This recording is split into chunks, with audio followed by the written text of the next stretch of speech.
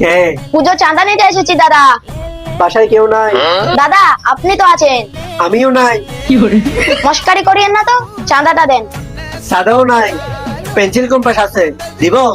তুরু ভাই, আপনার সাথে দেখা করতে এসেছি, দরজাটা খুলেন তো। উফ, ফোলাফাইন এত ডিস্টার্ব করতেছেন। পুজোর চাঁদা কত? 2000 টাকা দাদা। 2000? এত টাকা যে পুজোর জন্য চাঁদা নিয়ে নিচ্ছ, তোমরা কি জানো আমার ফ্যামিলির কি অবস্থা? আমরা কত কষ্টে আছি। কি হয়েছে কাকু, জানতাম না তো।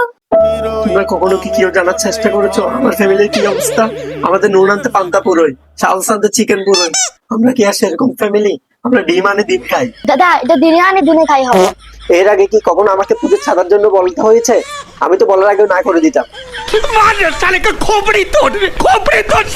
আচ্ছা যাক, আমার কথা থাকলো, তোমার কথা থাকলো না। 200 টাকা নিবি। এই যুগে কি 200 টাকা দিয়ে পুজো হয়? আমরা কি আর সেরকম ফ্যামিলি? আমরা জাস্ট কেএফে শপিং করে KFC গিয়ে দিন কাটাই। আচ্ছা আর 10 টাকা দিব। আরে বললাম তো তোমার কথা থাকলো না।